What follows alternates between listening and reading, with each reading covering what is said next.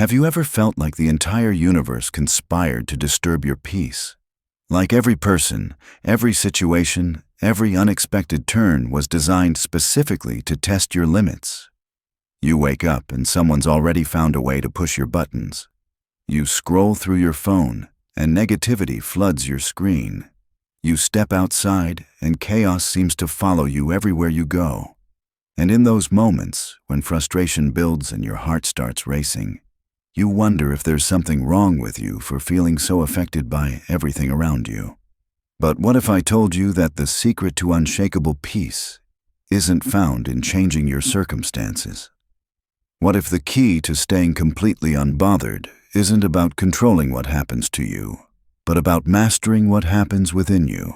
Because here's the truth that will transform your entire perspective. Being unbothered isn't a personality trait you're born with.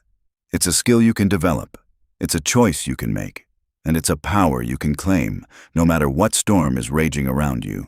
Today, I want to share with you the profound principles that will help you build an inner fortress so strong that external chaos cannot penetrate it. By the time we're finished, you'll understand why some people seem to glide through life with such grace, while others are constantly rattled by every minor inconvenience. And more importantly, you'll know exactly how to become the person who remains steady when everyone else is shaken. Let me start with something that might surprise you. The people who seem most unbothered aren't the ones who never face difficulties. They're the ones who've learned to process difficulties differently. They've discovered something that changes everything. The realization that your emotional state is not determined by what happens to you, but by how you choose to interpret what happens to you. Think about this for a moment. Two people can experience the exact same situation and have completely different responses. One person gets cut off in traffic, and their entire day is ruined. Another person gets cut off in traffic and barely notices because their mind is focused on something more meaningful. The difference isn't in the situation. The difference is in their internal operating system. Your mind is constantly making choices about where to direct your attention. Every single moment, you're deciding what deserves your mental energy and what doesn't. The problem is, most people have never been taught how to make these choices consciously. They react automatically to every stimulus, letting their emotions be dictated by external circumstances rather than internal wisdom. But when you understand that your peace is an inside job, everything shifts. You begin to see that other people's opinions are just that, opinions. You realize that temporary setbacks are not permanent defeats. You recognize that someone else's bad mood doesn't have to become your bad mood unless you choose to absorb it. This is where the concept of emotional boundaries becomes crucial. Just as you wouldn't let strangers walk into your home and rearrange your furniture, you don't have to let other people's energy walk into your mind and rearrange your peace. You have the right to protect your emotional space. You have the authority to decide what you will and will not internalize. Consider the difference between reacting and responding. When you react, you're operating from a place of impulse and emotion. When someone says something that triggers you, your immediate instinct might be to defend, attack, or withdraw. But reaction is often rooted in past wounds and future fears, rather than present wisdom. Response, on the other hand, comes from a place of choice and clarity. When you respond, you pause long enough to consider your options. You ask yourself questions like, is this worth my peace? Will this matter in 5 years? What would the highest version of myself do in this situation? This pause creates space between stimulus and action, and in that space lies your power. The unbothered person has learned to live in that space.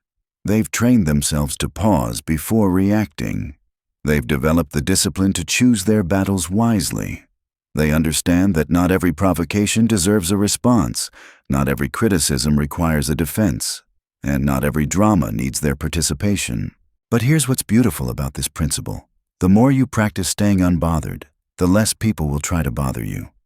There's something about unshakable peace that actually disarms conflict. When you don't take the bait, when you don't engage in emotional ping-pong, when you remain centered regardless of external chaos, you become less of a target. People who are looking to disturb others are typically seeking a reaction. They want to know they have power over your emotions. They want to see you lose your composure. But when you remain calm and centered, you're essentially communicating that your peace is not for sale. You're demonstrating that your emotional state is not dependent on their behavior. This doesn't mean you become cold or disconnected. Being unbothered doesn't require you to stop caring about people or situations. It means you care from a place of strength rather than desperation. You love from a place of wholeness rather than neediness. You engage from a place of choice rather than compulsion. The truly unbothered person has learned to separate their worth from others' opinions, their peace from external circumstances, and their joy from temporary situations. They've discovered that happiness is an inside job, that confidence comes from within, and that no one can make you feel inferior without your permission. One can make you feel inferior without your permission. This is why developing emotional intelligence becomes essential for your spiritual journey. Your heart needs training just like your mind needs education. You cannot navigate the complexities of human relationships, divine timing, or personal growth without understanding how your emotions work and how to guide them wisely. Consider how a tree grows. The branches that reach toward the sky are only as strong as the roots that dig deep into unseen soil. Your emotional maturity is like those roots. The deeper they grow, the more storms you can weather without being uprooted. The more anchored you become in understanding yourself, the less you'll be swayed by every wind that blows. Sometimes God allows difficult people into your life not to punish you, but to reveal areas where your roots still need to grow deeper. That person who triggers your anger is showing you where patience needs to develop. That situation that makes you anxious is highlighting where trust needs to strengthen. That relationship that feels uncertain is teaching you where your security truly lies. Our minds naturally crave quick answers and immediate resolutions. We want healing to happen overnight and clarity to arrive with the morning sun. But faith teaches us something different. It teaches us to sit with questions until peace becomes the answer. It shows us that some of life's greatest lessons can only be learned in the waiting room of uncertainty. Think about the disciples during those 3 days after the crucifixion. They had no idea that resurrection was coming. They couldn't see past their grief and confusion. In their minds, everything they had believed in had died. But heaven was working in ways they couldn't comprehend. What felt like the end was actually a new beginning being prepared in silence. Maybe that's where you are right now, in the space between what was and what will be, in the quiet place where God is working but you can't see the evidence yet, in the season where your heart is being prepared for something your mind hasn't imagined. This is where emotional wisdom becomes your companion. Instead of fighting the process, you learn to trust it. Instead of demanding answers immediately, you develop the capacity to hold space for mystery. Instead of interpreting every delay as rejection, you begin to see it as divine preparation. The unbothered heart has learned this secret. It understands that seasons of waiting are not wasted time, but sacred time. Time when character is being formed, when faith is being strengthened, when wisdom is being woven into the fabric of your soul. Time when God is aligning circumstances you cannot see and preparing connections you haven't yet encountered. Now you carry within yourself an unshakable truth. Your peace is not dependent on perfect circumstances or flawless people. It flows from the wellspring of wisdom within you, anchored in something far greater than temporary storms. When chaos swirls around you, remember that you have the power to choose your response, to guard your heart, and to remain rooted in the quiet strength that comes from knowing who you are and whose you are.